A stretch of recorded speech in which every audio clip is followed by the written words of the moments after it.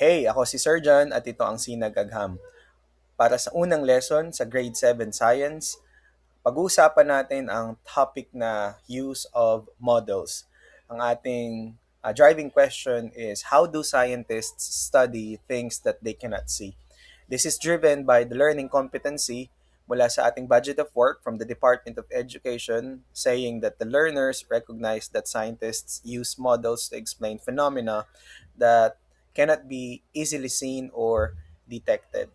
Nandyan din yung ating mga lesson objectives. So mapapansin ninyo or kung maalala ninyo, nag-start ako mag-present ng structure ng lesson. Um, Meron tayong phenomenon, meron tayong models or yung mga examples that is anchored with the learning competency, and then the core concept is the discussion part, and then meron tayong application, and then lastly is the assessment part. So, nabanggit ko nga paano ba natin um, may engage yung mga students natin into the thinking process.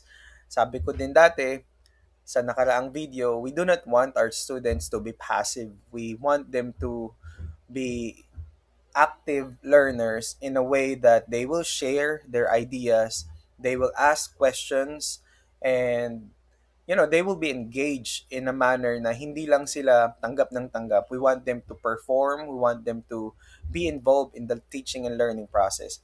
At sa tingin ko, itong structure na ginawa ko ay isa sa paraan kung paano natin ma-achieve yung um, goal na yon. So, going back to our lesson, ano yung phenomenon na nandito para sa first lesson? So, you can present the image to the whole class. Pwedeng pabasahin sa kanila, no, yung passage na nandito sa baba.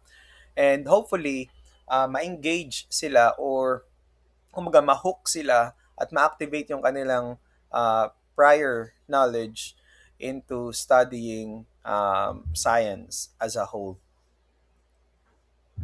And then after the presentation of the model, um, agad-agad meron na tayong initial na engagement sa mga bata by asking them what are their observations. Yan.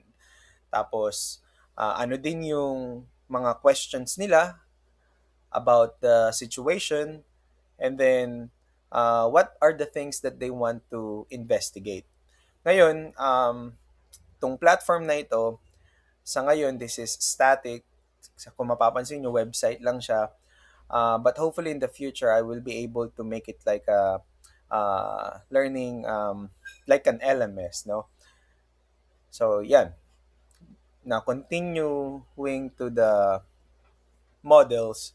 So, mape-present uli yung phenomenon.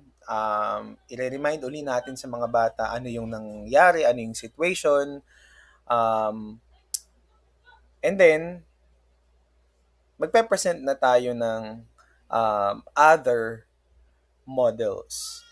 So, ano nga ulit yung objective or ano ulit yung learning competency?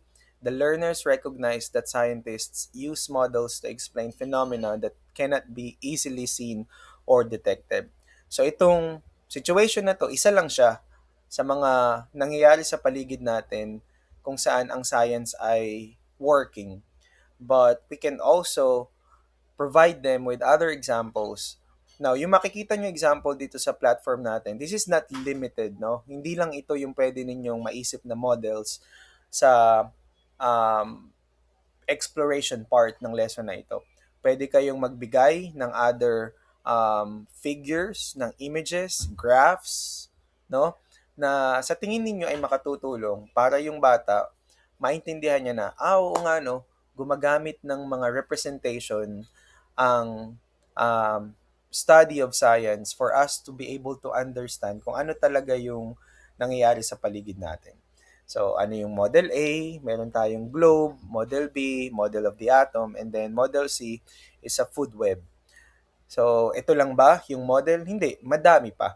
At bilang guro, pwede tayong magdagdag, pwede nyo gamitin ito, o pwede rin kayong um, mag-generate ng sarili ninyong mga models.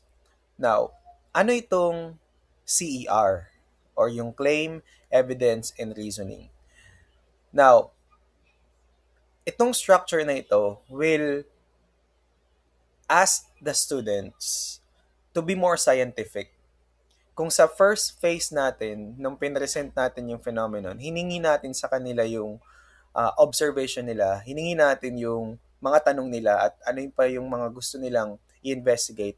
Dito, mas magiging scientific na yung ating um, pag-discuss or pag-atake doon sa uh, lesson, sa topic at sa competency. What is a claim? So a claim is their initial um, conclusion doon sa phenomenon. So babalik kayo doon sa phenomenon. So ano na yung kanilang claim kung bakit from day 1 naging ganito siya sa day 4. So you ask them, no, as a teacher, you ask them, you help them think kung ano yung nangyari.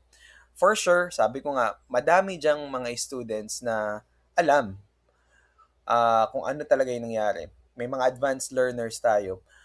Pero alam din natin na mas madaming estudyante yung nangangailangan ng guidance mula sa teacher. And yun yung role natin no sa classroom. And then, ano yung evidence? Yung E represents for evidence. So, ito naman, pwede nilang gamitin yung mga pinresent na model. No?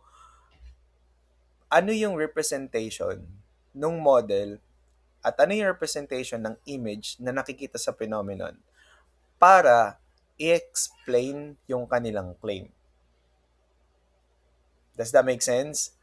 So, pwede nyong sundan yung structure na nandito. I can see this model A or model B or model C because ano yung ginagawa ng model na ito? Para saan yung model na ito? And then lastly is the reasoning. Why do the models you chose help explain how scientists study invisible changes? So this R or reasoning is a more scientific explanation to the phenomenon or the models na meron tayo dito. Kumbaga, it answers the question, bakit? Bakit may ganito? Bakit tayo gumagamit ng mga modelo? Bakit tayo gumagamit ng mga imahe? Bakit tayo gumagamit ng mga representations? Now, after models, we do not want to go directly to the discussion part.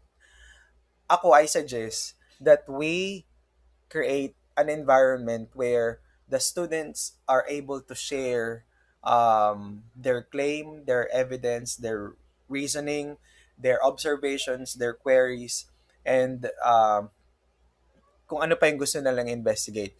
Pwede tayo mag-pause, maglaan tayo ng, I would suggest a day para magkaroon ng sharing of knowledge and answers ng mga students.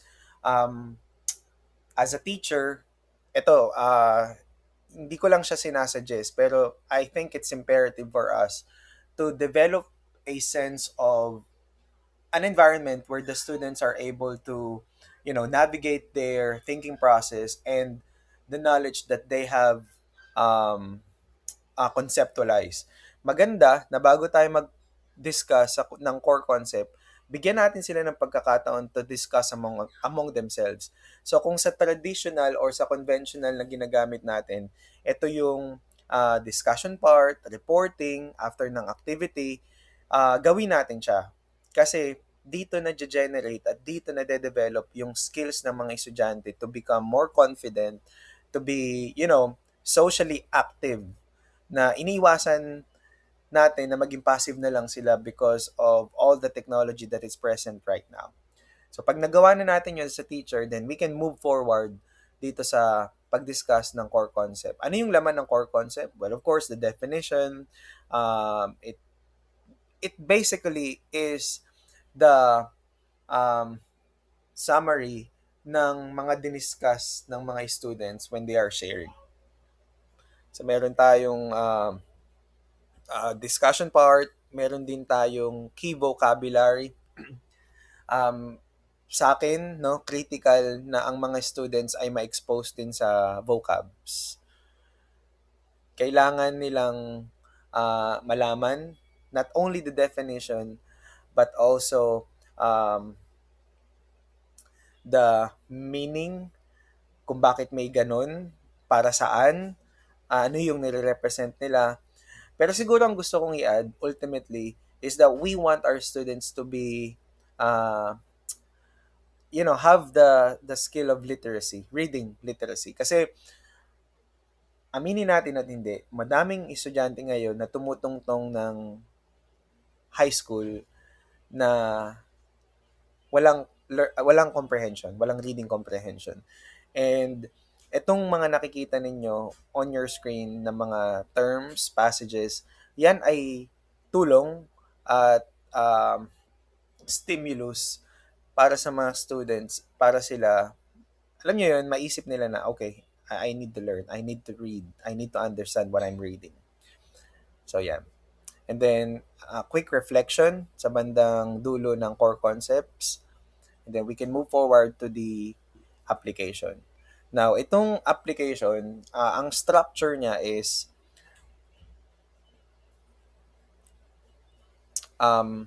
for the phenomenon na meron dito, they will decide what type of model would the scientist most likely use to study it. So, meron tayong physical model, diagram, mathematical model, computer simulation. Pwede nyo itong gamitin. Pwede kayong makapag-isip ng ibang application based activity. Yeah. So, meron lang tayong mga 3 or 4 na items para sa quick application. Then after that, ito talaga yung masasabi kong paano naman pagka-challenge natin yung students to think on their own. Now, na-expose sila sa phenomenon at saka sa models stage ng iba't ibang representation to explain science. Now, it's their turn, no? Sa part na ito, they will have to think of one phenomenon na related or sasagot doon sa learning competency ng lesson na ito. Now, what I like about this is that it's Filipino context. Hindi na sila mag-iisip pa ng, o paano ba to sa ibang bansa? Gaano ka-scientific? No, they only need to think on a daily basis, ano yung masasabi nilang may science dito? Magiging critical ba tayo dun? Yes, because we want them to provide us an example na scientific, but in a way, bibigyan din natin sila ng freedom, bibigyan din natin sila ng chance na not to become too critical sa perspective ng teacher. Does that make sense? Parang we will accept even the basic thing na may isip ng bata. Saan yung role natin as a teacher? We need to guide them. So pag binigyan nila tayo ng isang sagot at sa tingin natin, nandun yung idea pero hindi niya pa nabubuo or hindi pa ganun ka-solid yung idea niya, paano mo siya i-challenge? Paano mo siya i-guide para i-improve yung idea niya? Yeah. And then, lastly, yung assessment. Some of the things na nandito sa assessment part ay open-ended question. Matrabaho siya in a sense para sa ating mga teacher, pero yun na yung, sa tingin ko on a personal note, yun na kasi yung nire-require ng panahon ngayon. We need to teach them to think. We need to teach them to build. We need to teach them to be creative. So, paano nila ma-achieve yun kung sa simpleng mga tanong hindi nila ma-explain? It's a bit challenging, yeah, for both the students and the teachers. Pero, ang mga students naman parang yung sponge, no? Sa simula, mahirap yan. Pero habang ginaguide natin sila into the succeeding lessons, they will be able to adjust. Ano nga yun? Neuroplasticity. Pag madalas nating sinasana yung ating utak na ginagawa ito, mas nagiging seamless yung processes natin. Sa assessment, meron din tayong vocab check, meron tayong multiple choice. Yan. And then, meron tayong real life application para sa critical thinking. And then, of course, more on the reflective side. Ano yung pwede nang ma-share na natutunan nila, alin yung hindi nila naintindihan, paano ito mako-connect sa real life, and meron pa ba silang curious about the topic. And then, of course, rate yourself on each lesson objective. And that's it. Magandang araw sa inyong lahat, and see you sa susunod na lesson.